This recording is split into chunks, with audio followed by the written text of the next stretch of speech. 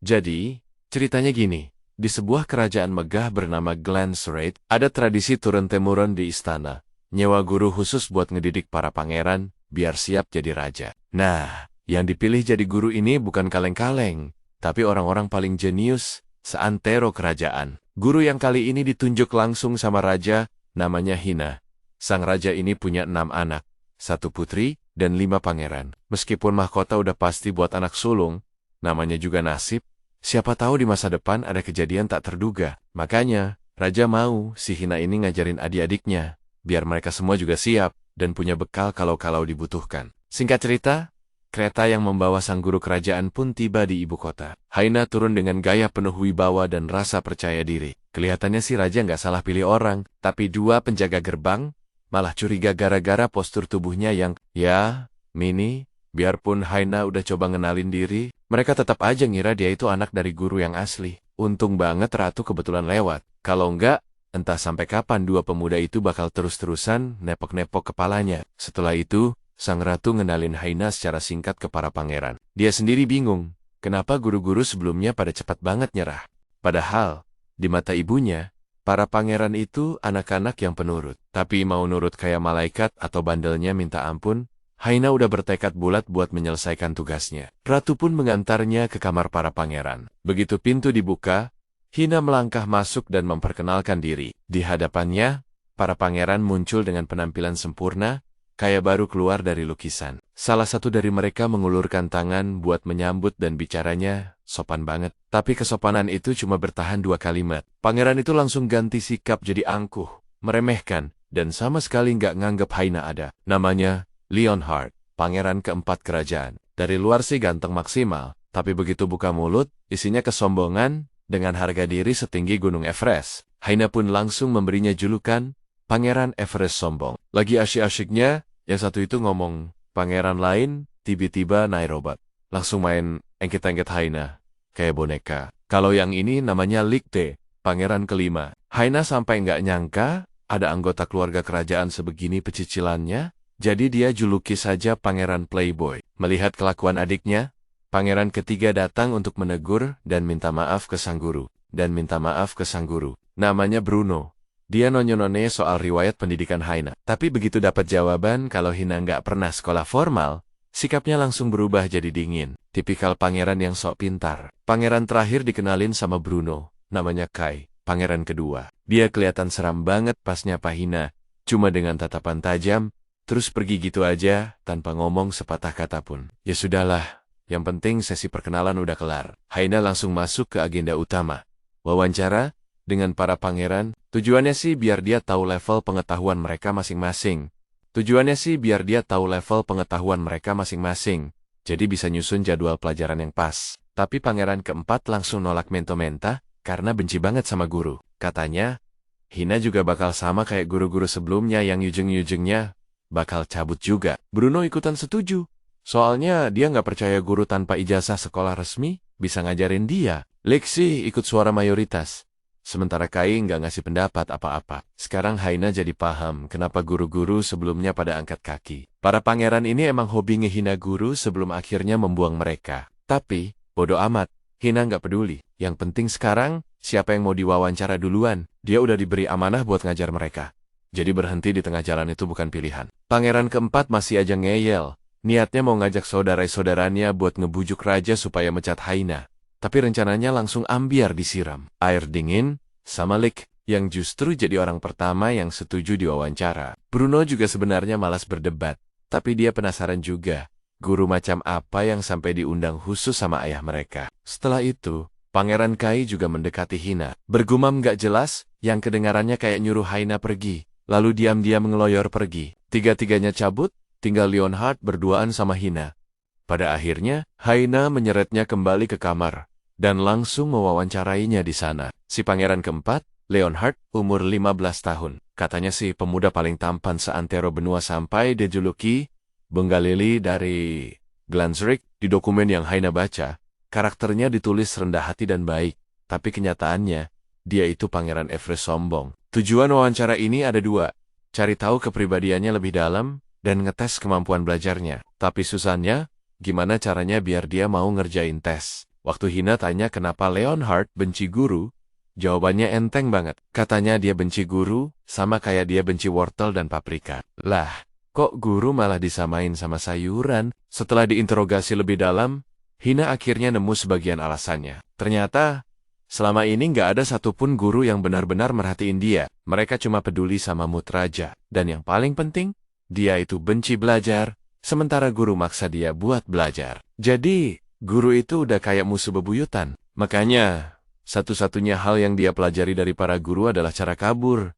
Kadang lari pakai kaki, kadang pakai kuda. Berkat pelarian yang tak terhitung jumlahnya, dia jadi sering menang lomba, terutama di bidang atletik. Lihat kondisinya yang begini, Hina jadi mikir, kalau dikasih soal tes, paling-paling dia cuma bakal lari lagi. Dan benar saja, begitu Hina nunjukin lembar soal, Leonhard langsung angkat celana dan tancap gas. Tapi yang lebih bikin kaget, Hina ternyata bisa ngimbangin kecepatannya. Meskipun pintu utama udah diblokir, kan masih ada jendela. Leonhard coba kabur lewat situ, tapi buku hariannya malah jatuh. Hina dengan sigap mengut buku itu, dan ngumpet di bawah bangku buat ngebaca isinya. Baru baca beberapa baris, Hina sadar, kalau isi buku harian itu, isinya keluh kesah semua. Masalah sepele aja bisa bikin Leonhard jatuh dalam keputusasaan dan kekecewaan. Pas Hina keluar dari kolong bangku dan nanyain soal itu, Leonhard ngakunya itu buku harian Lick.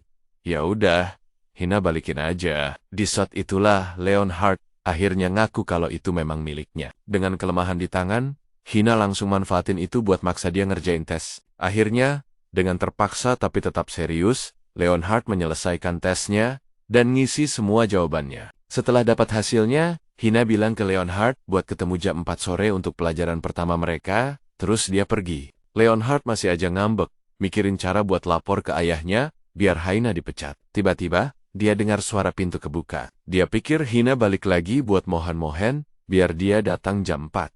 Tapi ternyata, yang datang pelayan bawa kue. Kue itu ternyata pesanan Hina sebagai hadiah buat Leonhard. Gara-gara itu, Leonhard batal lapor ke raja. Tapi dia tetap belum nerima guru barunya ini. Sekarang, giliran pangeran berikutnya, si pangeran cerdas, Bruno, pangeran ketiga. Bruno, 16 tahun, dari kecil udah terkenal jenius dengan pengetahuan yang luar biasa. Dia bahkan bisa ngasih kuliah di berbagai bidang, dan dianggap sebagai cendekiawan muda yang menjanjikan. Begitulah info yang Hina kumpulkan. Begitu masuk ke kamarnya, Hina sedikit kaget, lihat isinya yang penuh dengan berbagai macam buku. Tapi yang penting sekarang, gimana caranya biar dia mau ngerjain tes. Nggak disangka, begitu Hina sodorin soalnya, Bruno langsung terima dan menyelesaikannya dalam sekejap. Bukan cuma itu, dia malah mau ngetes balik pengetahuan dan kemampuan Hina. Selama ini, semua guru yang datang kemampuannya selalu di bawah Bruno. Kalau Hina nggak bisa buktiin dirinya lebih unggul, dia bakal dipecat. Hina mikir keras. Nerima tantangan ini bukan ide bagus. Tapi tiba-tiba Bruno nyeletuk. Kalau dia nggak nyangka, seorang guru kerajaan bisa sekecil itu. Tiap kali dengar kata kecil, Hina langsung tersinggung. Tanpa pikir panjang, dia terima tantangannya. Tantangan pertama dari Bruno adalah main catur. Katanya, dari catur kita bisa lihat banyak hal dari lawan. Bruno, dengan rekor kemenangan 100, jelas, pede banget. Tapi cuma dengan beberapa langkah simpel, Hina langsung bikin dia skakmat. Bruno sampai bengong, nggak percaya. Dia lanjut dengan tantangan hitung cepat. Kalau lagi, ganti ke musik, Hina sendirian, bisa ngalahin satu orkestra. Main kartu, kalah telak. Lagi-lagi, Bruno mulai goyah, dan nggak percaya sama apa yang terjadi. Akhirnya, dia ngeluarin andalannya. Pengetahuan. 100 soal super sulit dari berbagai bidang. Ditulis acak dalam 5 bahasa. Tapi sebelum dia selesai ngejelasin aturannya, Hina udah nyerahin lembar jawaban. Bahkan udah sekalian ngoreksi salah ketiknya. Hasilnya bikin Bruno putus asa. Dari kecil dia udah ngubur diri dalam buku, biar jadi yang paling menonjol, dan sekarang dia dikalahkan sama seorang jenius. Dia jadi bingung. Di saat itu, Hina lihat ada makalah penelitian, punya Bruno, dan minta izin buat baca. Setelah dibaca, Hina ngasih pujian, dan bahkan ngasih saran buat perbaikan. Melihat kerja kerasnya dimengerti dan dihargai, bahkan dikasih masukan yang membangun, Bruno jadi girang banget. Langsung sujud di lantai, dan manggil Hina Master, dengan mata berbinar-binar penuh kekaguman. Mulai sekarang, Hina adalah orang yang paling dia hormati. Ternyata, niat Bruno ngetes Hina itu, cuma buat nyari orang yang lebih pintar, yang bisa ngajarin dia hal-hal yang belum dia tahu. Tapi adegan manggil master ini rasanya agak aneh. Haina nolak, tapi Bruno keras kepala maksa manggil gitu. Untungnya, pas banget Lick nerobos masuk. Nanyain apa wawancaranya udah selesai, terus langsung ngegotong Haina pergi. Kalau Lick nggak muncul, Hina nggak tahu gimana caranya kabur dari situasi itu. Beres, 2 pangeran. Selanjutnya, menurut info intelijen, Lick adalah pangeran kelima, umur 14 tahun. Dia pemuda tampan dengan kepribadian ceria, dan akrab banget sama bangsawan dari negara lain. Dia juga sering nyelinap ke kota, dan jadi pusat perhatian di kalangan rakyat biasa, terutama para cewek. Bisa dibilang dia ini super ekstrovert. Akhirnya mereka sampai di kamarnya. Haina kelihatan agak pusing digotong kebalik begitu. Lick buka pintu, dan ngenalin Hina ke semua orang. Ternyata di dalam ada pacar-pacarnya. Tapi, disangka anak kecil kadang ada untungnya juga. Waktu Lick bilang ada guru kerajaan yang imut. Cewek-cewek ini jadi semangat banget mau ketemu Haina. Tapi cuma sebentar. Soalnya Hina masih harus wawancara Lick. Meskipun agak ogah-ogahan, mereka akhirnya pergi buat ngasih privasi. Lagian, bukan cuma Hina yang mau nanya. Lick juga punya pertanyaan pribadi. Haina pikir pertanyaannya bakal seputar pelajaran atau latar belakangnya. Tapi yang bikin Lick penasaran malah bagian-bagian tubuh Hina. Sebegitu penasarannya sampai cuma ditampar sekali, itu udah untung banget. Setelah itu Haina ngasih dia soal tes, tapi Lick nggak bisa konsentrasi, dan malah ngelantur ngomongin yang aneh-aneh. Haina ngingetin dia buat fokus dan serius,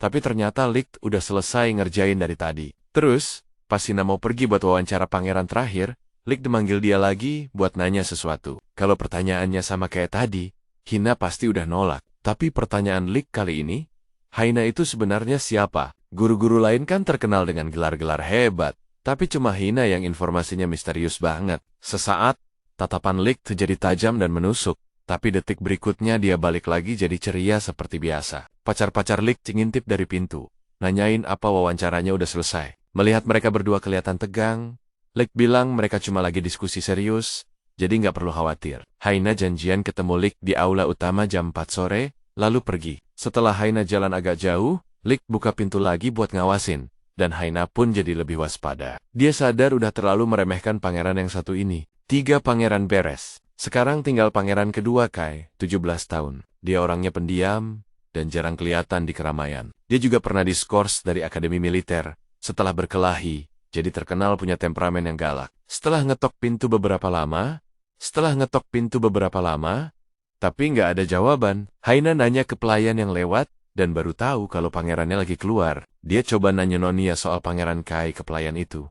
Tapi si pelayan kayaknya susah diajak ngobrol, dan nggak tahu apa-apa. Gosip yang bilang kalau Kai itu orang yang menakutkan, kayaknya memang benar. Situasinya jadi agak gawat, soalnya waktu tinggal 1 jam lagi, sebelum jam janjian, dan Pangeran Chi harus segera ditemukan. Buru-buru nyari, Haina malah ketemu anjing istana yang nyuri buku. Pas lagi ngejar anjing itu, dia lihat ada orang tergeletak di tanah. Dia udah mikir ada kasus pembunuhan di dalam istana, tapi ternyata itu Pangeran Kai yang lagi tidur. Haina jadi ingat tadi pagi. Si pangeran nyuruh dia pergi. Lagi mikir-mikir tiba-tiba Kai bangun dan ngangkat Haina.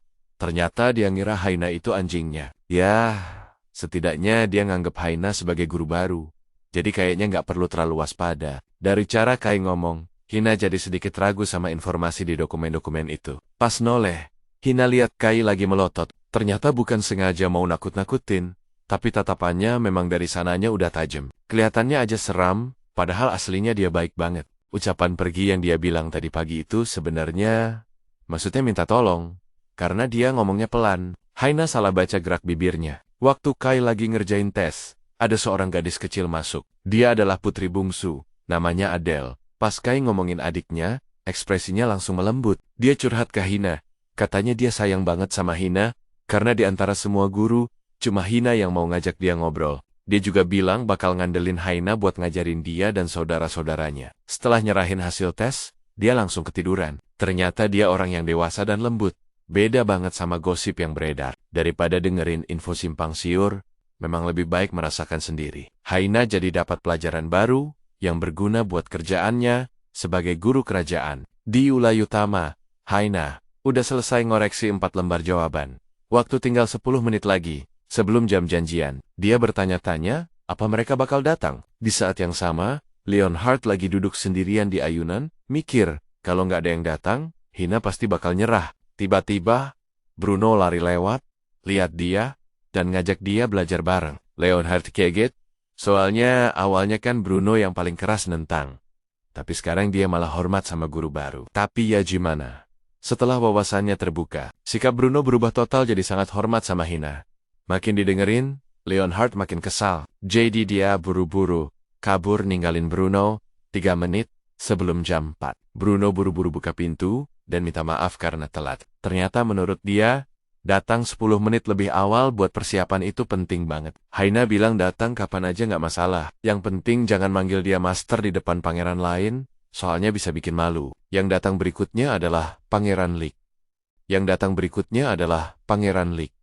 Dia buka pintu sambil manggil nama Hina dengan akrab, yang bikin Bruno kesal dan cemburu sampai mau marah. Buat Haina sih biasa aja, status pangeran kan lebih tinggi dari dia, jadi dipanggil begitu nggak masalah. Tapi ya jangan terlalu akrab juga, cuma gara-gara urusan panggilan ke guru aja, Bruno dan Lick jadi berantem, ribut. 2 menit kemudian, dua pangeran yang lagi berantem itu masih aja saling cuek dan makin sengit adu mulutnya. Baru setelah Kai berdiri di antara mereka sambil melotot sekali, dua-duanya langsung diam. Terus Kai bilang dengan suara keras, "Kalian berdua anak baik," yang bikin mereka berinisiatif buat minta maaf. Ternyata, Kai ini penengah di antara saudara-saudaranya. Dia pengen semua orang akur. Meskipun penampilannya agak seram, hatinya polos banget, bikin adik-adiknya nggak bisa ngebantah. Akhirnya, jam menunjukkan pukul 4 dan cuma pangeran keempat, Leonhard, yang belum datang. Lick usul biar mereka belajar aja tanpa Leonhard. Tapi karena ini pelajaran kelompok pertama, nggak boleh ada yang absen. Jadi pelajarannya ditunda ke hari lain. Bruno nggak terima waktunya sosial, jadi dia buru-buru pergi nyari Leonhard. Begitu buka pintu, dia lihat Leonhard lagi ngumpet di baliknya. Leonhard bilang dia datang cuma mau lihat Haina gagal, karena Kai dan Lick nggak bakal datang. Tapi nggak disangka, dua orang itu sekarang malah nempel banget sama Hina. Alasannya pun aneh-aneh, teman-teman ceweknya Lick suka sama Hina. Sementara Kai mikir guru baru ini kecil, lembut, dan imut. Sekarang karena keempatnya udah kumpul, Hina berniat memulai pelajaran. Melihat ini, Leonhard coba kabur, tapi langsung ditahan sama Lick. Hal pertama yang Haina lakuin adalah balikin hasil tes yang udah dikoreksi. Pertama, Bruno dapat nilai sempurna. Lalu Kai 87 poin, Lick 60 poin, dan terakhir Leonhard 1 poin. Semua orang shock. Bruno nggak percaya. Jadi dia pinjam kertas tesnya buat ngecek. Mungkin salah ngisi jawaban? Bukan. Mungkin dia capek? Bukan. Mungkin waktunya kurang? Nggak. Semuanya dapat waktu yang sama. Malah, Leonhard yang paling lama ngerjainnya. Dia dapat 1 poin itu cuma karena nulis namanya dengan benar. Ini bikin Lick ketawa ngakak. Tapi biarpun Lick nggak ketawa, semua orang tetap aja bengong lihat nilai Leonhard. Untungnya, Kai pengertian banget dan coba ngehibur dia. Meskipun otaknya agak lemot, setidaknya fisiknya kuat. Setelah lama dihibur, tiba-tiba Haina bilang kalau nilai itu mengerikan. Yang bikin Leonhard marah dan ngambek, langsung lari kabur. Dengan kecepatan kayak gitu, nggak ada yang bisa nahan dia. Tapi yang penting sekarang, kenapa Leonhard sebegitu bencinya sama belajar? Ternyata, dari dulu dia bukan cuma benci belajar, tapi juga benci guru. Dulu, guru pertamanya super galak. Karena dia nggak bisa belajar secepat saudara-saudaranya. Guru itu jadi fokus ke dia, ngasih tekanan hebat yang ninggalin luka mendalam di hati Leonhard. Makanya dia jadi benci guru, dan nganggap mereka sebagai musuh. Setelah dengar cerita ini, Hina sadar, dia harus segera bertindak buat ngubah Leonhard. Dia bakal buktiin, kalau dia bukan musuhnya. Tanpa ngomong apa-apa, Haina jalan ke jendela, ngebukanya lebar-lebar, dan langsung lompat keluar, padahal itu lantai 3. Adegan itu keren banget. Tapi teriakan master dari Bruno langsung merusak suasana. Sementara itu, Leonhard lagi mikir kalau cuma lari yang bisa bikin dia tenang. Dipikir-pikir, belum pernah ada guru yang bisa ngejar dia. Tiba-tiba, dia dengar ada yang manggil pangeran dari belokong. Pas noleh, dia kaget setengah mati lihat Haina udah ada di sana sambil naik kuda. Ternyata, karena kaki Hina kependekan buat nyampe ke Sanggurdi, postur naiknya jadi aneh dan memalukan kayak gitu. Haina minta Leonhard berhenti, biar mereka bisa ngobrol. Tapi naik kuda dengan cara begitu kan ngerit. Siapa juga yang berani berhenti? Karena nggak ada pilihan lain, Hina lompat, meluk Leonhard, dan mereka berdua jatuh ke semak-semak. Orang bakal ngira Leonhard pingsan karena takut, tapi nyatanya dia cuma melongo takjub. Nggak percaya ada orang yang baru pertama kali naik kuda bisa ngejar dia. Di saat inilah, Haina akhirnya punya waktu dan kesempatan buat ngejelasin masalah tadi. Sebenarnya, dia bukan mau ngejek Leonhard, tapi cuma mau ngobrol buat nyari metode belajar yang pas buat masing-masing dari mereka. Supaya jangan patah semangat gara-gara nilai tes hari ini. Setiap orang punya kelemahan, dan cuma orang yang sadar sama kelemahannya yang bisa jadi lebih kuat. Dengar kata-kata itu, Leonhard Pellen mulai membuka hatinya dan nerima guru barunya ini. Tapi masalah yang lebih penting sekarang, gimana caranya mereka balik? Jalannya lumayan jauh. Kalau jalan kaki, bisa berjam-jam. Sementara itu di istana, semua orang khawatir banget karena nggak bisa nemuin guru dan pangeran. Bruno yang udah nggak sabar, coba mau nyari sendiri, tapi ditahan sama penjaga. Untungnya, mereka berdua ditemukan sebelum fajar. Balik ke istana, Haina diantar seorang pelayan ke kamar istirahatnya, sebuah kamar yang kelewat besar buat orang biasa. Tempat tidurnya juga raksasa, bikin dia susah tidur. Saking nggak bisa tidurnya, dia guling-guling sampai akhirnya jatuh ke celah di samping tempat tidur. Paginya, pelayan datang buat bangunin, dan kaget bukan main, karena nggak lihat dia di kasur. Tapi malah nemuin dia kejepit di celah semalaman. Waktu Hina pergi ke aula utama buat mulai ngajar, dia kaget lihat Leonhard udah duduk di sana. Ternyata Leonhard mau coba nepatin janjinya kemarin. Lagi asyik kerjain latihan, 3 pangeran lainnya datang. Dan seperti biasa, Bruno sama Lick lagi berantem ribut. Kelihatannya, tugas Hina ke depan bakal lumayan berat. Hari ini, bukannya belajar di rumah, mereka semua bakal praktek lapangan,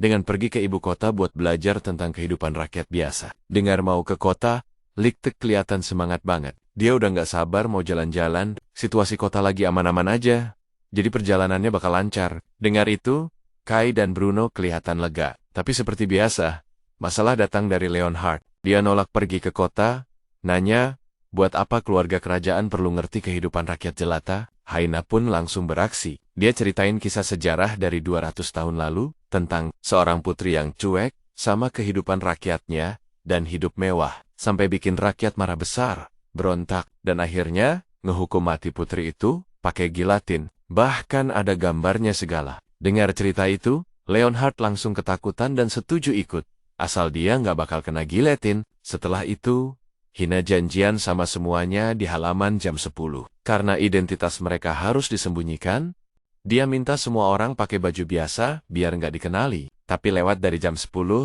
belum ada satupun yang muncul. Tiba-tiba Lick nongol duluan, karena udah biasa ke kota.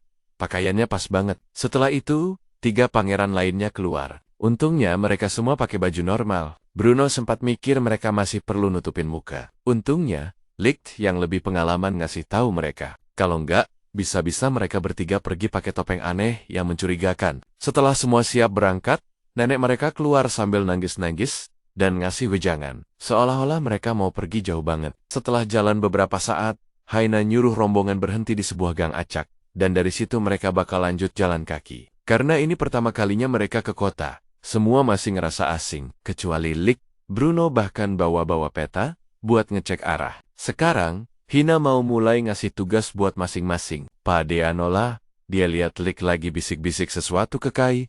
Terus, rombongan itu mulai jalan santai. Bruno megangin peta erat-erat, coba ngapalin dan nyocokin sama pemandangan. Lick ngejek dia kayak amatiran, terus nawarin diri buat jadi penunjuk jalan. Tapi makin jauh dia jalan, dia malah makin bingung sendiri. Ternyata setiap kali Lick ke kota, yang jadi pemandu itu pacar-pacarnya. Jadi sekarang dia sama sekali nggak tahu arah. Lagian, tempat ini juga ramai banget. Ini adalah jalan lingkar, jalan utama di ibu kota, tempat teater, dan balai kota berada. Berkat fasilitas-fasilitas itu, populasi kota ini sekitar 1,300 jiwa. Makanya, mereka nggak boleh kepisah, terutama Leonhard. Kayaknya cerita dari Hina tadi bener-bener bikin dia takut. Jadi Haina pegang tangannya buat ngeyakinin kalau selama identitas mereka nggak kebongkar, mereka bakal aman. Tapi pas lagi nuntun Leonhard, dia lihat Lick lagi bisik-bisik ke Bruno, dan waktu mereka sampai di distrik perbelanjaan, Haina usul biar mereka misah buat belanja. Kai dan Bruno langsung sepat-sepat pergi ke tempat yang mereka mau. Sementara Leonhard dengan canggung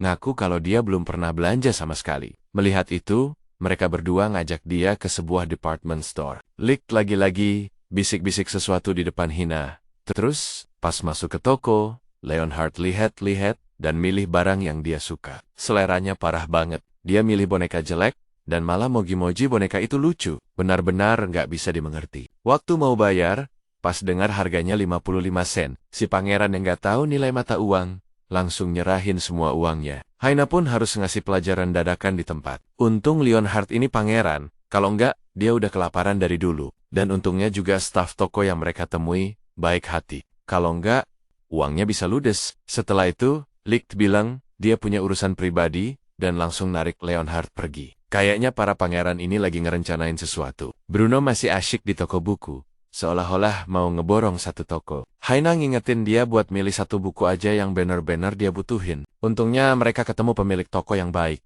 yang nandain buku-buku pilihan Bruno, biar bisa dibeli lain kali. Terus, mereka berdua pergi nemuin Pangeran Q. Dia bilang suruh ke alun-alun, dan pas sampai sana, mereka kaget. Lihat banyak banget merpati nangkring di badannya. Ternyata, si pangeran udah ngabisin semua uangnya buat beli makanan burung. Terus Kai nanya ke Hina, apa dia mau ngasih makan juga? Begitu Hina lempar makanan, merpati-merpati itu langsung nyerbu, dan bahkan coba buat nerbangin dia. Untung Kai sepet-sepet narik dia, kalau enggak, mereka bisa kehilangan guru. Tiba-tiba, Licht manggil mereka dan nunjuk ke kedai sosis, bilang dia mau makan. Rombongan itu jadi canggung, nggak tahu gimana cara makannya. Jadi Hina ngasih contoh cara makan ala rakyat biasa. Biarpun udah dikasih petunjuk, Bruno dan Leonhard masih kelihatan kaku. Sementara Ki dan Licht makan dengan lahap. Menjelang malam, pas mereka siap-siap balik ke istana, kejadian tak terduga terjadi. Seorang pencuri malas ngejambret tas seorang nenek dan ngedorongnya sampai jatuh. Itu bikin para pangeran marah. Tapi si nenek malah cuma khawatir cucu kesayangannya nggak apa-apa. Melihat perhatian si nenek ke cucunya, mereka jadi teringat sama nenek mereka sendiri, sang ratu, yang akhirnya ngebangkitin rasa keadilan di dalam diri Leonhard. Dia niatnya mau pakai kecepatannya buat ngejar pencuri itu dan ngasih pelajaran. Tapi Kai nahan dia. Waktu semua orang masih khawatir sama si nenek, Kai ternyata udah ngejar dan ngambil kembali tasnya. Itu bikin Leonhard jadi malu. Gak lama, si pencuri ditangkap polisi dan dibawa pergi. Si nenek datang buat ngucapin terima kasih ke Kai sambil ngasih sekantong permen karena udah nolongin dia. Leonhard juga dapat sekantong.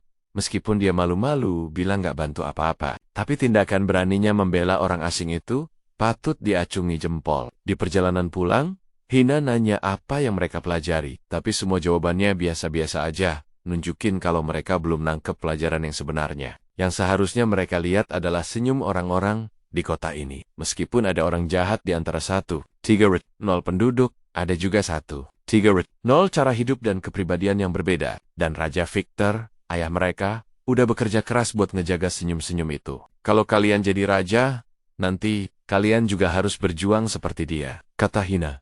Terus Hina lihat ada tas aneh di samping mereka, dan nanya itu isinya apa. Tapi mereka malah nyembunyiin dan gak mau ngasih tahu. Seolah-olah mereka belum sepenuhnya nerima dia. Malam itu, pas Hina lagi jalan-jalan buat nenangin pikiran Leonhard, tiba-tiba, udah yakin banget bakal dikerjain, Hina ngintip dan bilang apapun itu, dia gak bakal kaget. Tapi ternyata dia beneran kaget. Para pangeran udah nyiapin pesta penyambutan buat dia, lengkap dengan hediah yang mereka beli tadi siang. Malam itu Hina tidur nyenyak banget, ditemenin sama hadiah-hadiah yang dia dapat. Suatu malam, waktu Hina lagi nyiapin materi buat kelas, besok tiba-tiba, dia dengar suara ribut di luar. Sesaat kemudian, ada yang ngetok pintu bilang, kalau yang mulia raja. Setelah pergi setengah tahun, dan sekarang baru kembali, pengen banget ketemu Hina. Pagi-pagi buta, Hina diantar ke hadapan raja. Entah kenapa dia merasa gelisah dan cemas. Dan perasaan gak enak ini ternyata dirasain juga sama para pangeran. Meskipun mereka semua sangat menghormati ayah mereka juga ngerasa tertekan banget. Cuma Kai yang kelihatan semangat mau ketemu raja. Soalnya hatinya seluas alam semesta, seluas galaksi. Jadi gak heran kalau hubungan mereka gak kayak bapak dan anak biasa. Setelah salam-salaman ala kerajaan yang formal, raja tiba-tiba nangis sesenggukan. Ternyata para pangeran ngerasa canggung, karena ayah mereka ini orangnya hangat dan emosional banget, yang bikin mereka jadi nggak terlalu pengen ketemu. Jadi, dewa perang yang legendaris itu ternyata cuma seorang ayah biasa. Melihat anak-anaknya akur sama guru, baru bikin dia senang banget. Tapi mode Kabo Pokonia udah selesai. Sekarang dia bakal ngomong sebagai raja. Setelah ngecek laporan dan hasil tes anak-anaknya, dia nunjukin kekurangan masing-masing. Yang paling bikin dia pusing itu Leonhard. Tapi Leonhard sendiri malah lupa Apa yang bikin ayahnya pusing? Ya, apalagi kalau bukan hasil tes yang nilainya cuma satu itu. Kalau begini terus, impiannya buat naik takhta cuma bakal jadi angan-angan. Makanya, Raja nuntut Leonhard buat ikut tes ulang, dan harus dapat nilai minimal 60. Kalau enggak, dia bakal kehilangan haknya sebagai calon pewaris takhta. Normalnya sih, semua orang diperlakukan sama. Tapi ini kasus khusus. Jadi, Raja nitipin Leonhard ke Hina buat diajarin secara privat selama 3 hari. Setelah itu, baru dites lagi. Ini jelas bikin Leonhard shock berat. Dia sih nggak terlalu peduli soal jadi raja. Tapi yang bikin dia hancur adalah karena udah ngecewain ayahnya. Tapi ya, sebagian besar salahnya dia juga. Karena udah ngusir semua guru sebelumnya. Tapi sekarang beda. Dia punya guru jenius yang spesial. Belum lagi saudari-saudaranya yang siap bantu dia jadi lebih baik. Jadi, mereka semua langsung gerak cepat. Langkah pertama, nentuin level kemampuannya. Masa sih, 1+1 aja nggak tahu, tapi kenyataannya, dia bahkan nggak tahu perhitungan paling dasar sekalipun. Kayak udah nggak ada harapan. Mereka suruh dia mikir lagi, dan jawabannya 11. Makin Leonhard ngomong, makin semua orang nggak bisa berkata-kata. Mereka suruh dia hitung pakai jari, dan berkat itu akhirnya dia sadar jawabannya 2. Tapi pas coba hitungan yang angkanya sedikit lebih besar, dia bengong lagi. Nggak tahu kalau bisa pakai tangan satunya. Terus Kai punya ide cerdas. Gabungin sesuatu yang Leonhard benci sama yang dia suka, yaitu belajar sambil lari. Tapi ini kedengarannya lebih kayak hukuman. Terus mereka coba minta orang yang dikagumi Leonhard buat ngajarin dia. Orang itu adalah Bruno. Tapi pas dengerin kakaknya ngajar, matanya malah berbenar-benar dan nempel terus ke Bruno. Sementara telinganya nggak nangkep satu kata pun. Gagal total. Karena udah kehabisan cara, mereka akhirnya pakai jalan pintas. Nyontek. Mereka kasih Leonhard soal yang sama persis kayak sebelumnya. Jadi dia tinggal ngapalin jawabannya aja. Tapi Apalik beneran percaya kalau adiknya bisa ngapalin 50 jawaban berurutan. Ujung-ujungnya, tetap Haina yang turun tangan. Dia gabungin makanan sama soal matematika, dan Leonhard langsung bisa ngerjain dengan lancar. Akhirnya mereka nemu cara biar dia mau belajar.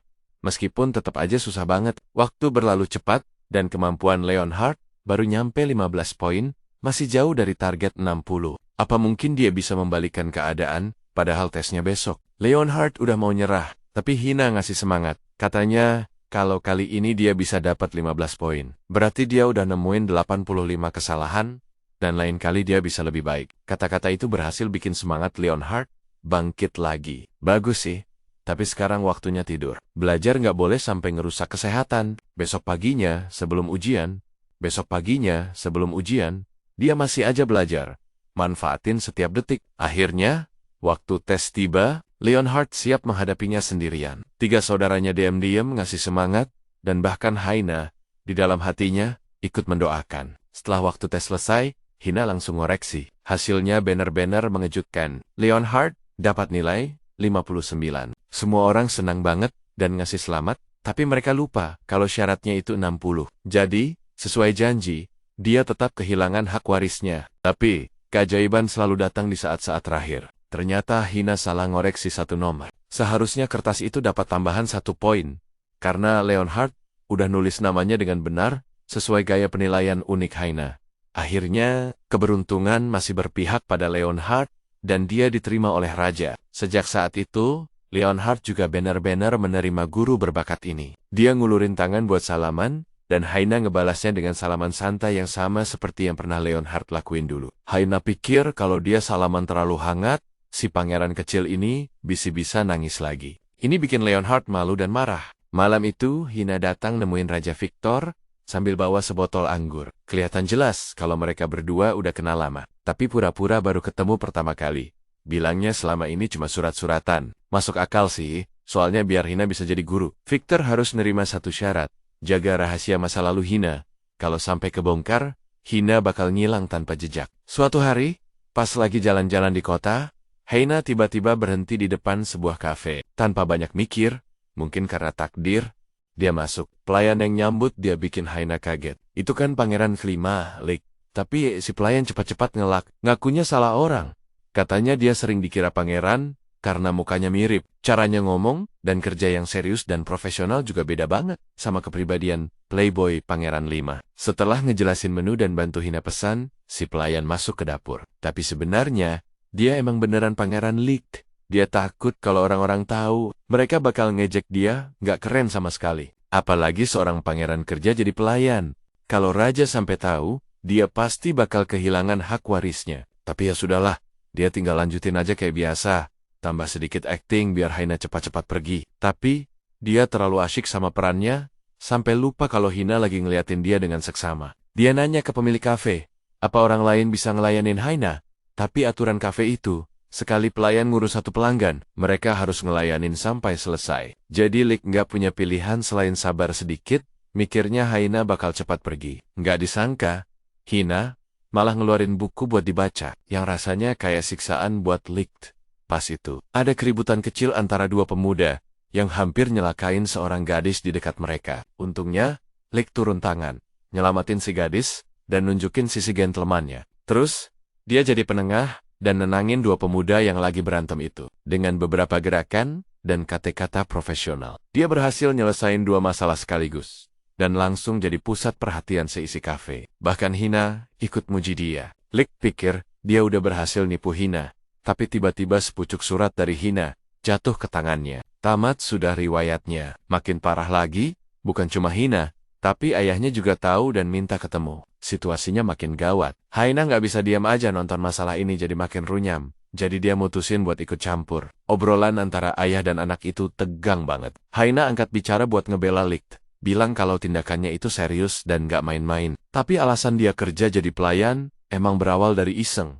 Karena cewek-cewek suka dilayanin sama pelayan ganteng. Awalnya emang susah dan kacau balau. Tapi berkat bantuan orang-orang yang baik dan semangat, ditambah usahanya sendiri, Licht bisa jadi seperti sekarang. Karena itu, dia nolak keras buat berhenti kerja. Raja Victor bersikeras. Sebagai seorang pangeran, pekerjaan kayak gitu bahaya buat keselamatannya. Dengar ini, Licht jadi marah besar. Ngira ayahnya cuma peduli sama garis keturunan kerajaan, bukan sama dia atau keinginannya. Dulu waktu kecil juga gitu. Pas dia demam tinggi, ayahnya nggak pernah datang jenguk atau nanyain kabarnya. Dan sekarang dia sok peduli, pura-pura jadi ayah yang baik, padahal yang dia peduliin cuma reputasi keluarga. Sambil bilang gitu, Licht pergi dengan marah, yakin kalau ayahnya nggak akan pernah ngertiin dia. Kafe itu satu-satunya tempat pelariannya. Pas Licht mau masuk lagi ke kafe, tiba-tiba Raja Victor muncul sambil naik kuda bareng Hina. Lihat anaknya yang keras kepala nggak mau dengar. Raja niatnya mau langsung ngomong sama pemilik kafe. Licht udah takut ayahnya bakal pakai kekuasaan mereka buat maksa si pemilik mecat dia, tapi yang terjadi selanjutnya bikin Hina dan Licht bengong. Victor malah minta izin buat kerja satu shift di kafe itu. Raja nolak dan terus ngebujuk si pemilik. Karena masih ada 5 jam sebelum tutup, pemilik kafe akhirnya setuju ngebolehin dia coba. Ini bikin Licht bener-bener nggak habis pikir. Raja kerja jadi pelayan, Licht sendiri butuh waktu berhari-hari buat jadi lumayan jago.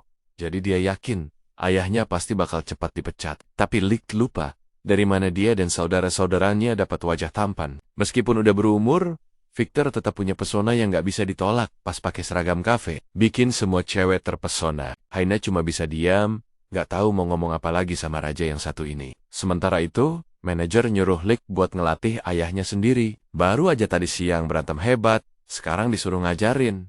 Licht jadi bingung dan kikuk. Dia pikir nggak mungkin Victor bisa jadi profesional cuma dalam satu malam. Nggak lama, ada pelanggan cewek yang manggil. Pas banget buat latihan. Victor jalan, berlutut di depannya, dan ngomong dengan kata-kata manis yang menawan.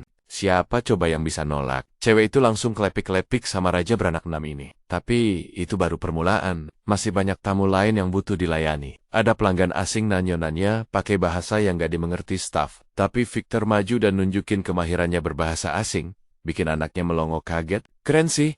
Tapi Licht masih aja bangga sama reputasinya sebagai penakluk wanita. Ternyata ayahnya lebih jago. Berhasil merebut hati semua orang di kafe.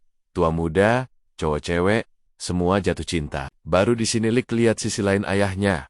Bukan penguasa yang sibuk, bukan pria emosional yang nangis lihat anaknya, tapi seorang pria sejati yang sempurna, ramah, dan elegan. Begitu juga sebaliknya. Victor juga nemuin sisi lain Licht yang gak pernah dia tunjukin di istana. Setelah shift selesai, semua staf, bahkan pemiliknya, mohon-mohon biar Victor tetap kerja di sana.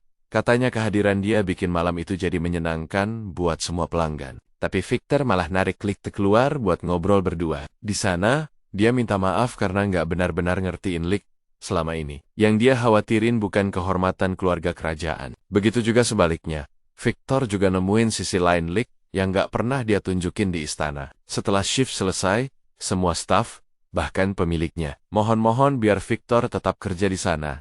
Katanya kehadiran dia bikin malam itu jadi menyenangkan buat semua pelanggan. Tapi Victor malah narik Lik keluar buat ngobrol berdua. Di sana, dia minta maaf karena nggak benar-benar ngertiin Lik selama ini. Yang dia khawatirin bukan kehormatan keluarga kerajaan, tapi nyawa dan kesehatan Lik. Lik juga nyesel, karena nggak bisa lihat ayahnya dengan jelas. Biarpun sibuk sama urusan negara, Victor tetap datang ngecek dia pas lagi tidur. Jelas, nggak ada ayah yang nggak sayang sama anaknya. Cuma cara nunjukinnya aja yang mereka salah pahami. Jadi, Lik mutusin buat berhenti kerja dari kafe. Haina, yang dari tadi diam, akhirnya angkat bicara. Dia bilang kafe ini bikin efisiensi kerjanya meningkat. Jadi dia bakal terus datang ke sini setiap hari. Dengan bijicu, Victor nggak perlu khawatir soal keselamatan Lik, karena Hina sendiri yang bakal jamin. Dengar itu, Victor setuju. Sejak saat itu, Hina nggak lagi ngelihat Lik sebagai pangeran misterius, tapi sebagai anak laki-laki yang cerdas dan lincah. Beberapa hari kemudian, Hina ngumpulin keempat pangeran buat ngebahas sebuah skenario. Dia ngasih situasi, seandainya ada toko perhiasan yang bangkrut dan harus pinjam uang ke negara, gimana cara ngatasinnya? Lik langsung jawab, negara tinggal pinjemin aja. Tapi idenya langsung ditolak mentah-mentah. Soalnya hukum jelas ngelarang negara minjemin uang ke perorangan. Terus, Leonhard nyeletuk. Gimana kalau ngajak rakyat bantu? Gimana kalau ngajak rakyat bantu?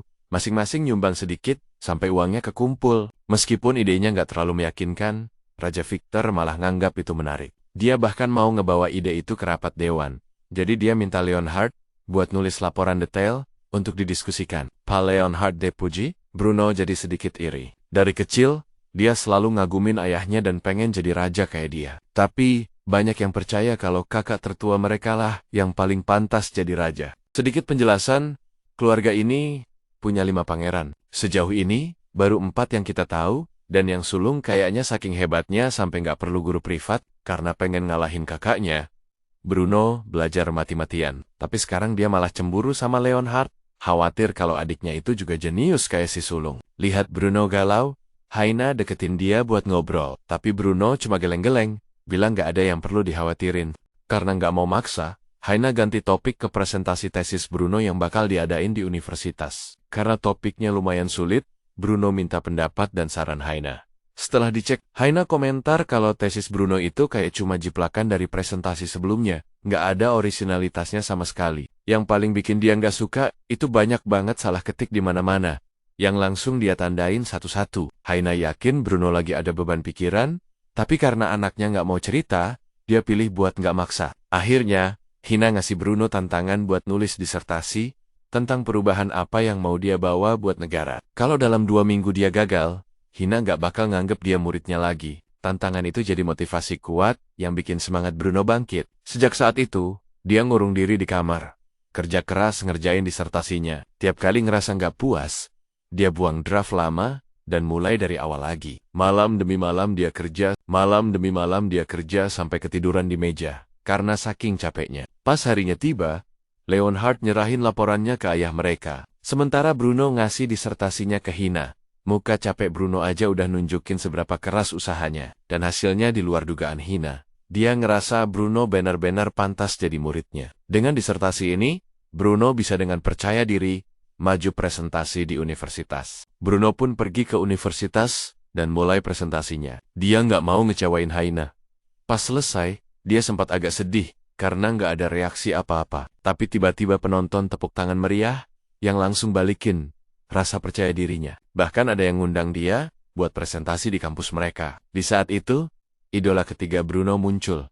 Si profesor sendiri. Terkesan sama presentasinya, dia ngajak Bruno makan bareng dan nyaranin Bruno buat ninggalin takhta dan jadi seorang sarjana. Sementara itu, Hina nungguin Bruno pulang. Pas lihat kereta kudanya balik, ternyata ada seorang count juga. Orang ini ngenalin diri sebagai Rosenberg, ajudan pangeran pertama. Rosenberg ngasih tahu Haina soal pertemuan Bruno. Malam itu, Bruno, yang masih galau sama tawaran profesor, denger si profesor ngomong blek-bleken kalau kesempatannya jadi raja itu hampir nol. Soalnya kakak sulungnya jelas yang paling menjanjikan. Sebelum pergi, Profesor ngasih Bruno waktu seminggu buat ngasih jawaban pasti. Di dalam hati, Bruno masih bimbang, soalnya dia selalu pengen jadi raja kayak ayahnya. Tapi pas dia nggak sengaja dengar Victor muji-muji laporan Leonhard, Bruno makin sedih dan kehilangan kepercayaan diri. Selama seminggu penuh, dia tenggelam dalam keraguan.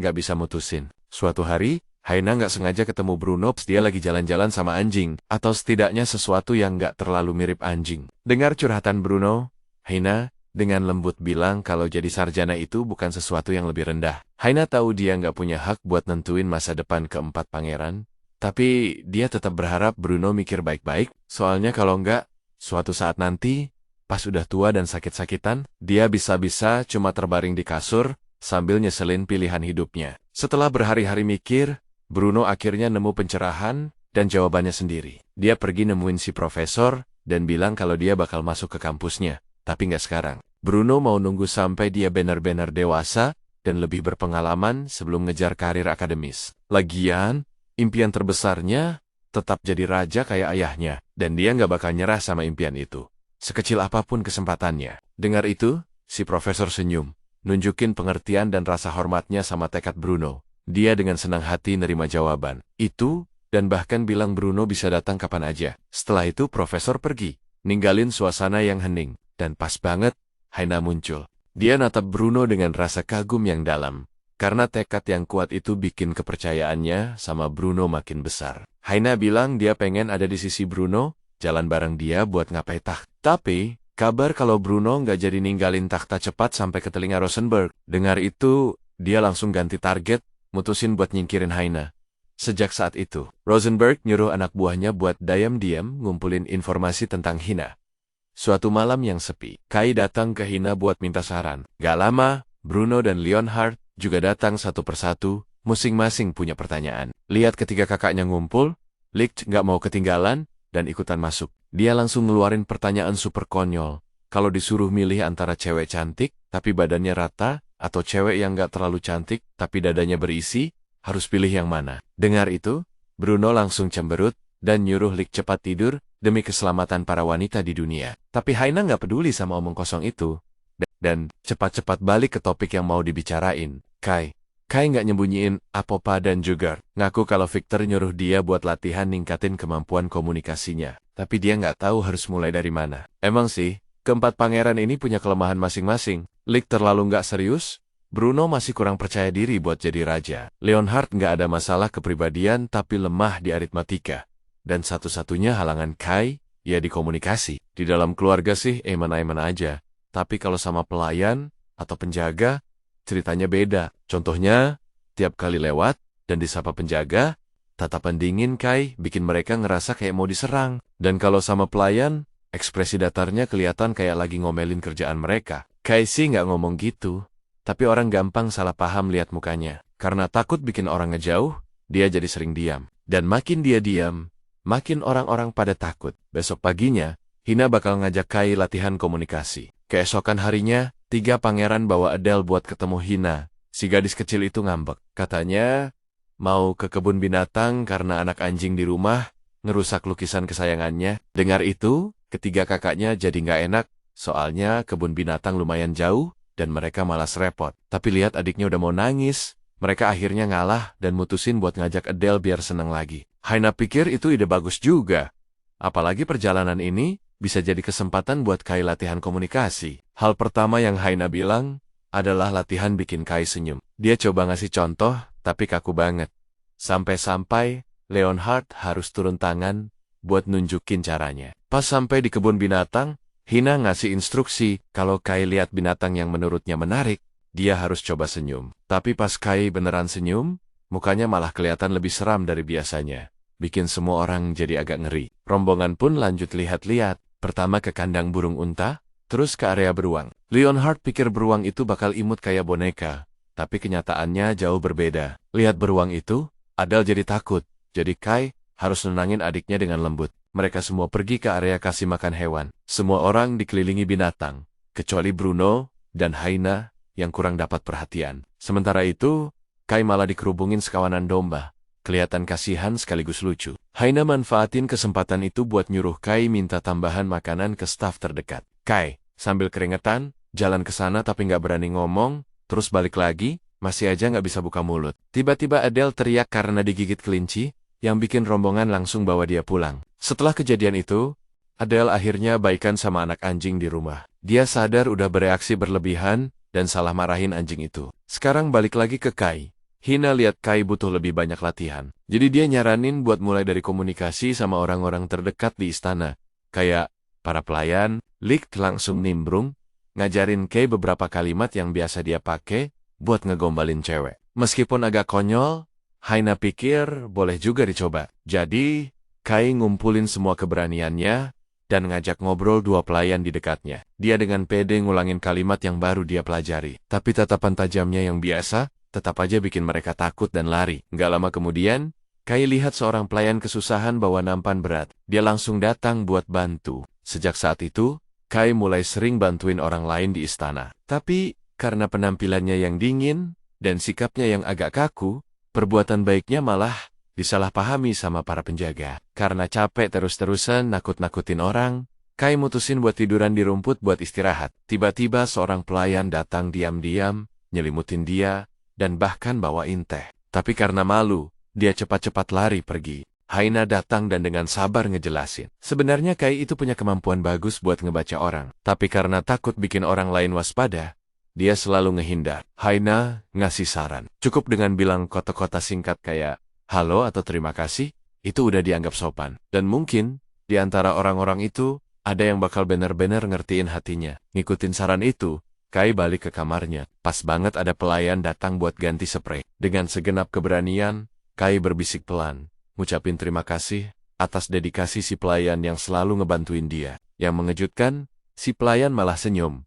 Nggak takut lagi kayak sebelumnya, malah nunjukin rasa sayangnya. Saking senangnya, Kai langsung lari nyari Hina dan 3 saudaranya buat ngasih kabar baik. Mukanya berseri-seri, pemandangan yang langka banget. Ajudan Victor kemudian datang bawa lukisan Adele yang udah dibingkai. Lukisan itu ternyata buatan Hina sendiri. Dia sadar, ada bekas gosong di sudut kanvas dan curiga kalau itu karena lilin yang kesenggol sama anjing. Bukan karena anjingnya sengaja ngerusak lukisan. Beberapa hari kemudian, pas kemampuan komunikasi Chai udah lumayan meningkat, sampai bisa ngegombalin cewek tanpa bikin mereka kabur. Dia dipanggil sama Victor. Daitmanin Hina, mereka nemuin Bruno udah ada di sana. Victor mau mereka semua ngebahas insiden yang baru aja muncul di koran. Artikel itu ngungkit kejadian tahun lalu pas Kay dan Bruno sekolah militer. Menurut artikel itu, mereka berdua dituduh pakai kekerasan buat ngancam guru, biar dapat nilai sempurna tanpa ujian. Siapapun yang ngelawan bakal dipukuli. Kejadian itu jadi mimpi buruk buat sekolah.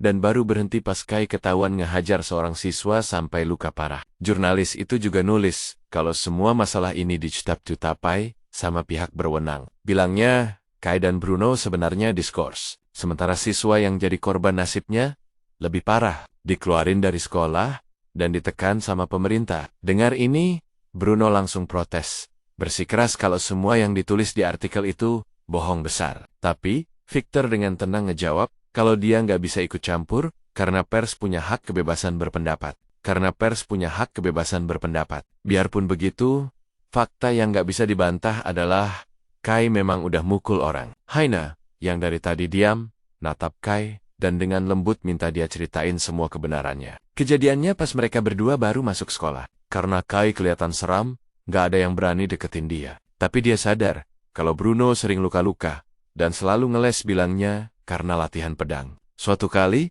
karena nunggu kelamaan, Kai pergi nyari dan nemuin adiknya lagi dipukuli. Nggak bisa nahan marah, Kai ngehajar anak itu habis-habisan, yang bikin dia akhirnya diskors, sementara anak itu dikeluarin karena sekolah nggak mau nerima dia. Leonhard dan Licht, serta Bruno juga ikut berhenti. Victor kemudian ngajuin keluhan ke jurnalis itu, dan bakal nunggu jawaban mereka. Nggak nyangka, bahkan raja dan para pangeran pun nggak berdaya. Semuanya jadi kacau balau. Nggak heran kalau keempat pangeran sekarang harus belajar di bawah guru kerajaan. Sejak saat itu, Kai terpaksa harus terbiasa sama gosip dan fitnah, baik dari dalam maupun luar istana. Victor nyuruh dia buat sabar dulu untuk sementara waktu, biar nggak nimbulin keributan lagi. Di saat yang sama, Hina nggak sengaja baca artikel lain yang ngungkap kalau ada seorang kriminal nyusup ke istana. Setelah pergi, Kai bilang dia pengen ketemu langsung lagi sama siswa dari insiden itu, buat konfrontasi. Dia negasin kalau dia rela diapain aja sama anak itu, dan janji nggak bakal balas pakai kekerasan lagi. Dengar ini, Haina mutusin buat nemenin dia sebagai penengah,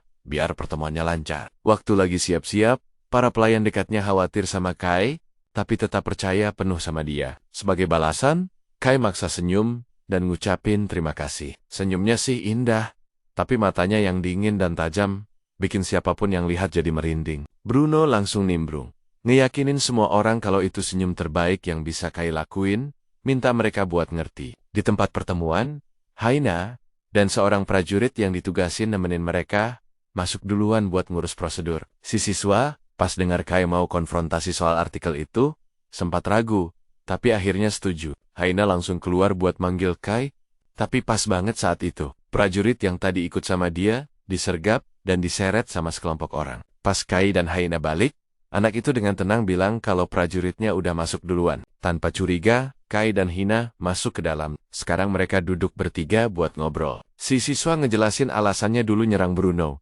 Katanya, ada gosip di sekolah kalau anggota keluarga kerajaan bisa seenaknya, selalu diistimewain. Lihat Bruno sering dapat nilai tinggi. Sementara guru-guru fokus ngajarin para pangeran dan hampir ngabain siswa lain. Rasa cemburu dan dendamnya numpuk.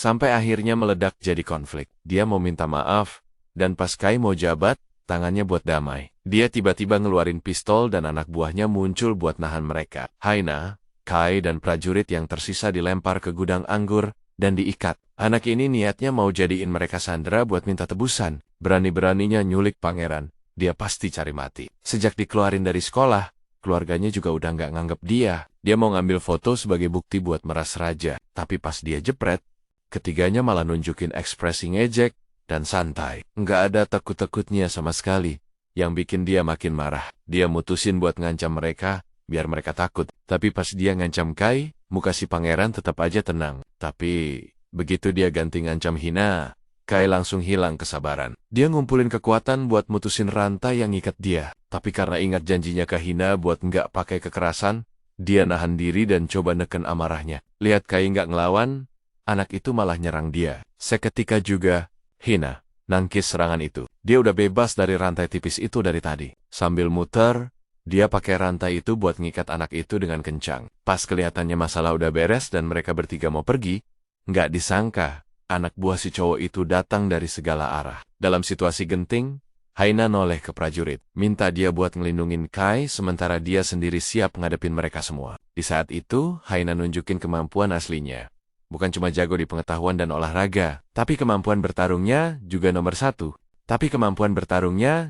satu. Dia gerak cepat dan lincah, ngehindarin setiap peluru, nangkis setiap serangan. Gak ngebiarin satupun serangan nyentuh dia. Haina sendirian ngalahin semua musuh satu persatu. Pas itu, prajurit yang tadi ditangkap, balik lagi bawa bantuan.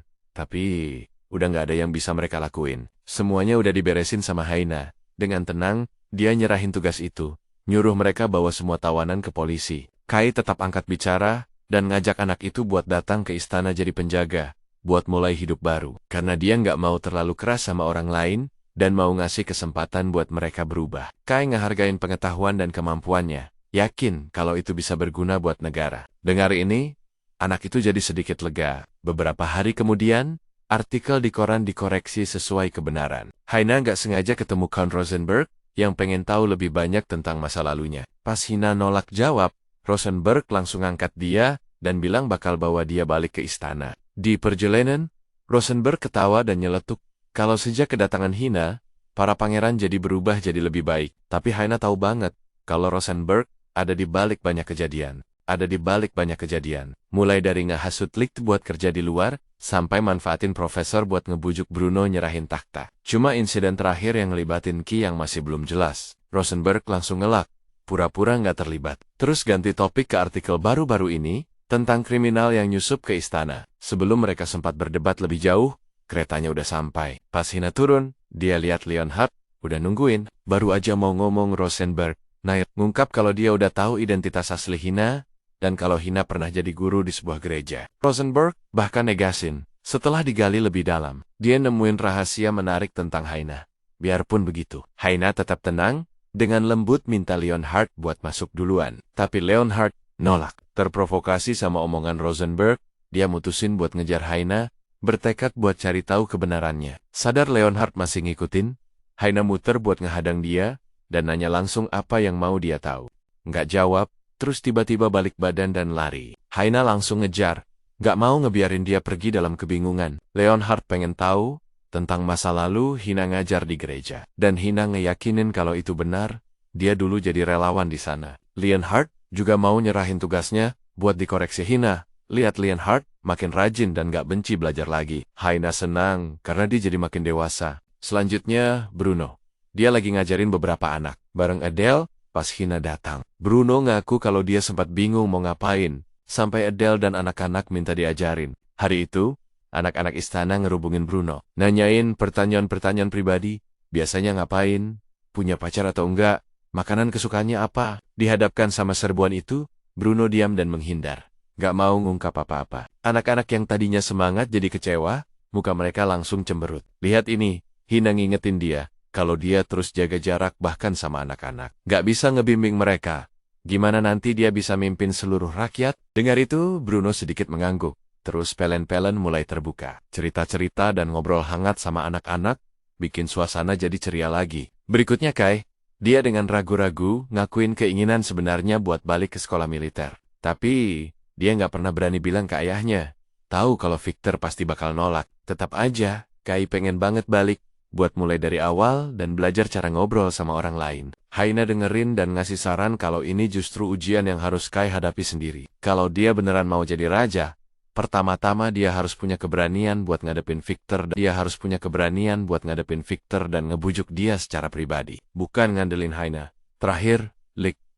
Haina berinisiatif datang ke kafe tempat dia kerja. Setelah ngamatin sebentar, dia sadar kalau lewat pekerjaan ini, Lick jadi lebih dewasa, lebih ngerti masyarakat dan kehidupan sehari-hari rakyat biasa. Haina muji dan ngasih semangat biar dia terusin, karena itu pengalaman berharga. Lick tersenyum tipis, tapi di dalam hatinya, dia ngerasa aneh, seolah-olah kata-kata Hina itu nyembunyiin ucapan perpisahan. Besok paginya, keempat bersaudara itu ngumpul. Topik yang diangkat adalah apa yang Leonhard dengar dari Rosenberg soal masa lalu Hina. Keempatnya penasaran tapi ngerasa banyak hal yang masih nggak jelas. Akhirnya mereka mutusin buat nyelinap ke kamar Haina buat ngecek sendiri. Mikir Haina pasti lagi nggak di sana. Mereka dengan gugup berdiri di depan pintu, saling mengangguk, dan siap-siap masuk. Kebetulan, Haina lagi bawa setumpuk buku buat bahan ajar. Jadi mereka berempat bisa masuk terang-terangan, dan mereka kaget. Lihat kamarnya berantakan banget. Dengar alasan Haina, kalau dia sibuk nyiapin pelajaran buat mereka. Keempat bersaudara itu mutusin buat bersihin kamar buat Haina. Bruno ngusulin rencana yang ribet, tapi terlalu berbelit-belit. Jadi mereka setuju buat beresin dulu, urusan detail nanti. Haina minta mereka berempat, jangan nyentuh kotak pribadinya. Mereka pikir kotak itu bisa ngungkap misteri, jadi mereka coba buat ngebukanya, tapi kalau disentuh nanti Hina sadar. Jadi Leonhard nyuruh Haina garukin punggungnya, buat ngalihin perhatian, biar Lick bisa buka kotaknya. Pas banget mereka nyentuh, Hina sadar. Lick bilang dia haus dan minta Haina ambilin air.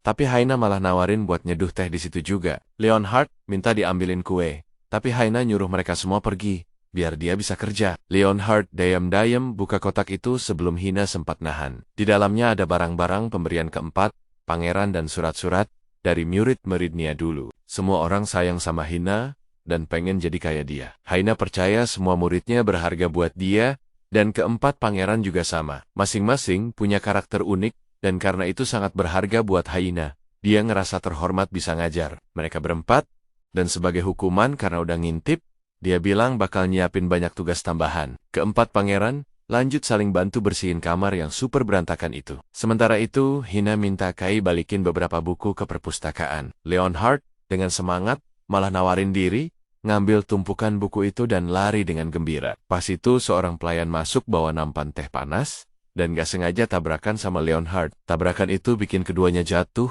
dan nampannya tumpah, nyebabin reaksi berantai, yang bikin kamar yang udah berantakan jadi makin parah.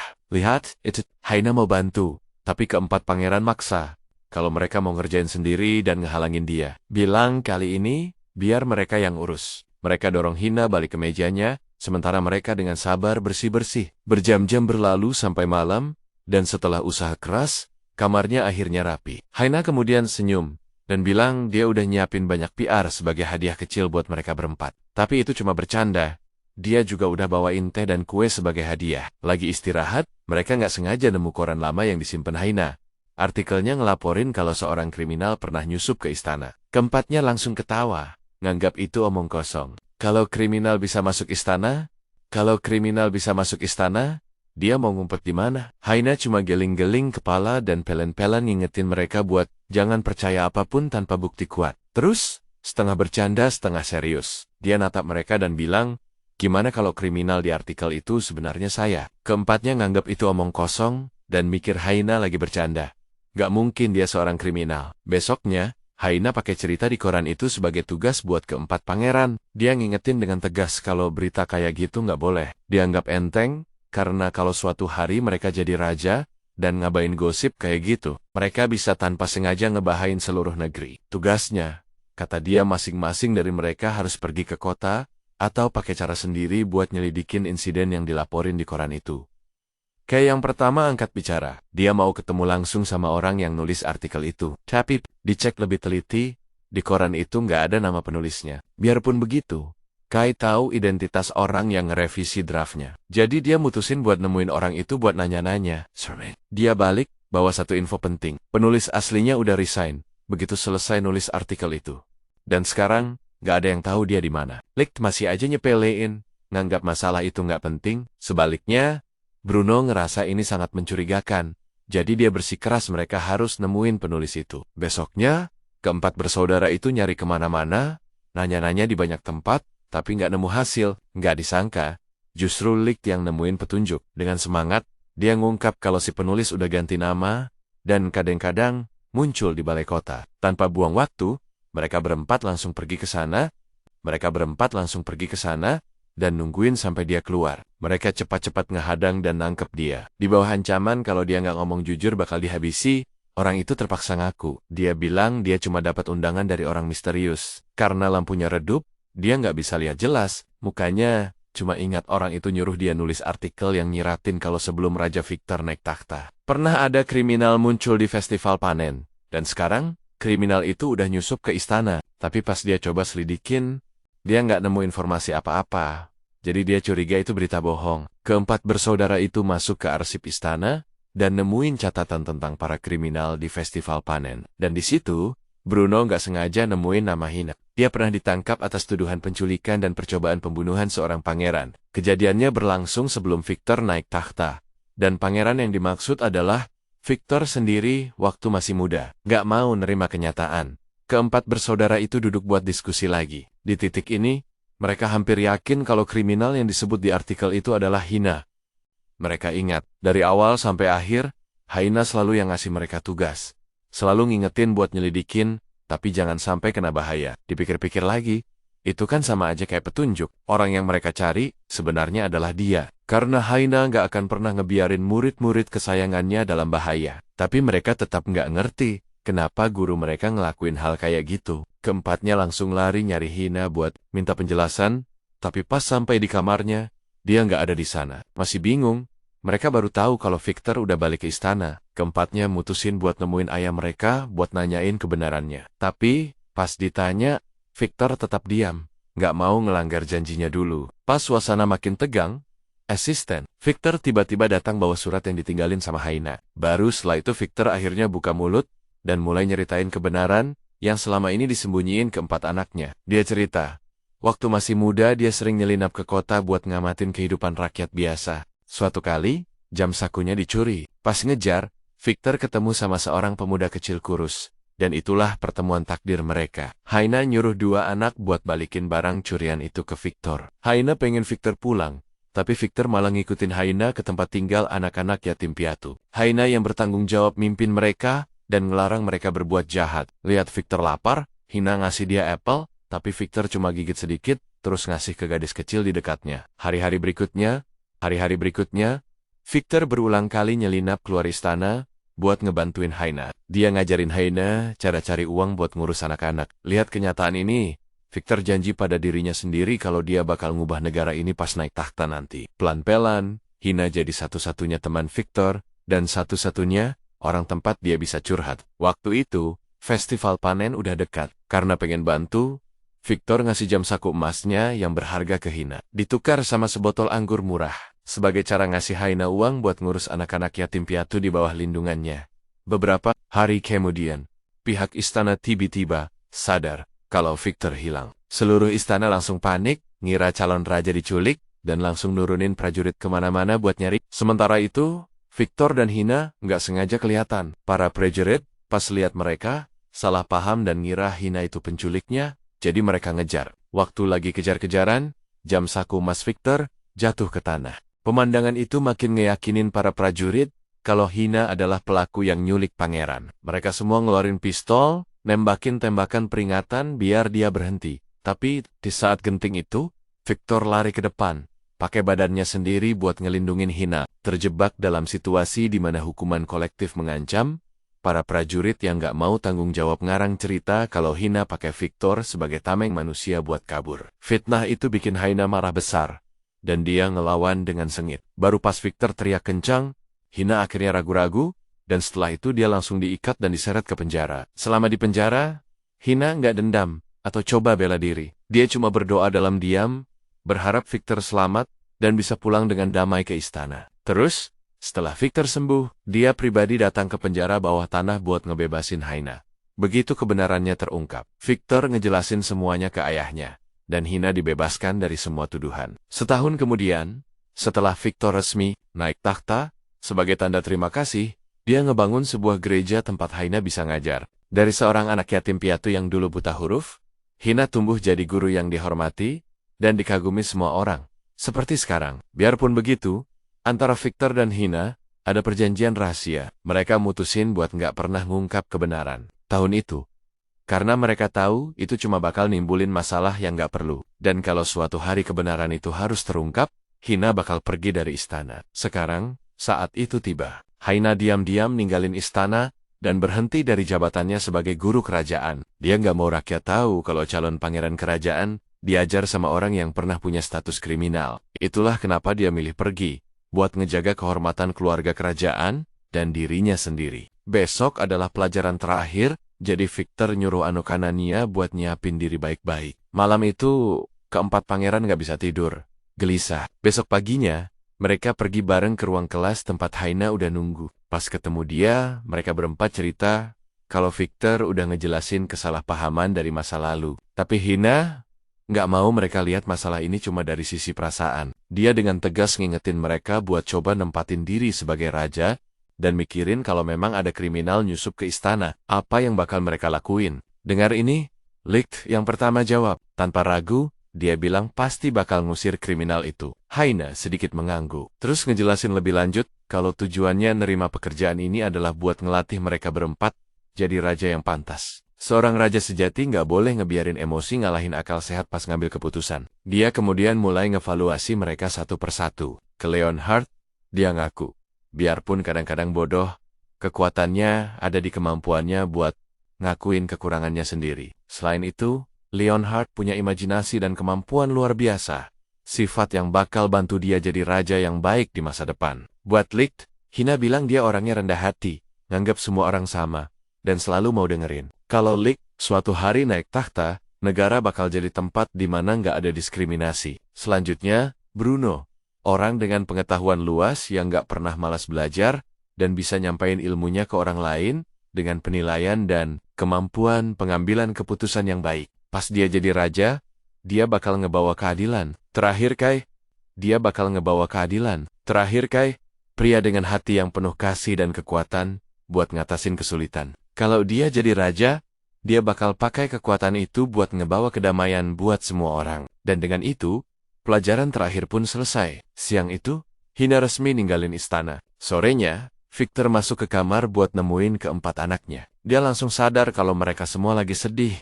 Nggak ada yang ceria ditinggal gurunya. Victor menghela napas pelan. Terus ngasih tahu kalau guru baru, rekomendasi dari Count Rosenberg, bakal segera datang gantiin Hina. Dia cuma berharap keempat pangeran bisa akur dengan guru baru, dan lanjut belajar. Tapi keempatnya langsung nolak. Di mata mereka, selain Hina, nggak ada yang pantas ngisi posisi itu. Jadi, Pas tahu kalau Dewan belum ngambil keputusan final soal penunjukan guru baru, mereka diskusi bareng dan bertekad buat nyampein pendapat mereka langsung di hadapan Dewan. Tujuan mereka bukan cuma buat ngebela Haina, tapi juga buat buktiin kalau dia benar-benar pilihan sempurna buat posisi guru kerajaan. Mereka sadar, guru kerajaan itu bukan cuma ngajarin teori, tapi juga ngebimbing para pangeran langkah demi langkah biar jadi dewasa dan pantas naik takhta. Makanya, kalau mereka berempat bisa buktiin di depan Dewan, kalau mereka udah benar-benar berubah, dewasa, dan maju di bawah bimbingan Haina. Dewan pasti harus ngakuin itu dan setuju ngebiarin dia tetap tinggal. Bersama-sama, mereka nyiapin presentasi yang cukup meyakinkan buat Dewan. Victor juga senang lihat anak Nenia berusaha keras. Sementara itu, Hina udah balik ke gereja. Victor datang nemuin dia, nyapa, dan ngasih tahu kalau sore ini bakal ada rapat buat milih guru baru, dan keempat pangeran lagi ngerencanain sesuatu. Haina pengen Victor nahan mereka, biar mereka nggak ngelakuin hal bodoh. Tapi Victor nolak. Bilangnya kalau Haina mau, dia bisa datang ke rapat dan lihat sendiri. Pas banget saat itu, Rosenberg berdiri buat nyalonin kandidat lain buat posisi guru. Orang itu cepat dapat dukungan dari banyak anggota Dewan. Dan mereka bahkan sempat mau langsung nunjuk dia. Tapi nggak disangka, keempat pangeran muncul. Secara hukum, mereka nggak punya hak buat nyalonin guru secara langsung. Cuma bisa merekomendasikan. Keputusan akhir tetap di tangan Dewan. Biarpun begitu, mereka dengan tegas nyampein keinginan mereka. Mereka mau Haina kembali. Rosenberg langsung nyerang balik, ngungkit masa lalu kelam Hina. Bilang kalau dia pernah jadi kriminal, dan nunjukin kalau dia nggak punya kualifikasi resmi apapun. Ini makin mancing ketidaksenangan banyak anggota Dewan. Tapi, keempat pangeran gak goyah. Satu persatu. Mereka ngebantah. Negasin kalau semua orang pernah bikin salah di masa lalu. Tapi yang penting adalah, gimana mereka bangkit dan berubah. Mereka nekenin kalau kali ini mereka nggak lagi mikir kayak anak kecil, tapi sebagai pewaris takhta. Itulah kenapa mereka nggak mau keputusan salah hari ini, nimbulin konsekuensi besar buat kerajaan di masa depan. Akhirnya, mereka berempat ngutip pelajaran terakhir. Haina seorang raja nggak boleh ngebiarin emosi ngalahin akal sehat, dan harus selalu bertujuan membangun negara yang kuat. Mereka nyatain kalau cuma berkat Haina, mereka bener-bener ngerti. Mereka bener-bener ngerti dan sadar akan hal ini. Dan cuman Hina yang memenuhi syarat buat ngebimbing mereka di jalan yang benar, buat jadi raja yang pantas. Pidato mereka dipuji dan dapat tepuk tangan dari putra mahkota. Dari atas, Haina dengar setiap kata dari keempat pangeran, dan dia nggak bisa nahan rasa haru. Semua yang udah dia tanam selama ini, akhirnya berbuah. 4 murid yang dulu kekanak-kanoken, sekarang bisa berdiri di depan Dewan, dan bicara dengan ketenangan seorang pewaris sejati. Pas rapat diskor sebentar, Victor keluar, dan gak sengaja ketemu sama anak sulungnya Baring Count Rosenberg. Si putra mahkota gak bisa nyembunyiin rasa kagetnya. Pas tahu seberapa cepat edikodiknya jadi dewasa. Di saat itu, Victor dipanggil lagi ke dalam, buat ikut pemungutan suara. Sebelum pergi, putra mahkota ngomong langsung, ngelarang Rosenberg ikut campur lebih jauh. Dia pengen bersaing secara adil sama edikodiknya. Nggak ngandelin trik-trik Rosenberg. Besoknya, keputusan akhir diumumin. Para guru kerajaan masuk ke ruang kelas yang udah akrab. Pas lihat kalau yang masuk itu Hina, keempat pangeran langsung loncat berdiri. Muka mereka berseri-seri, nyambut dengan sorak-sorai. Mereka senangnya bukan main.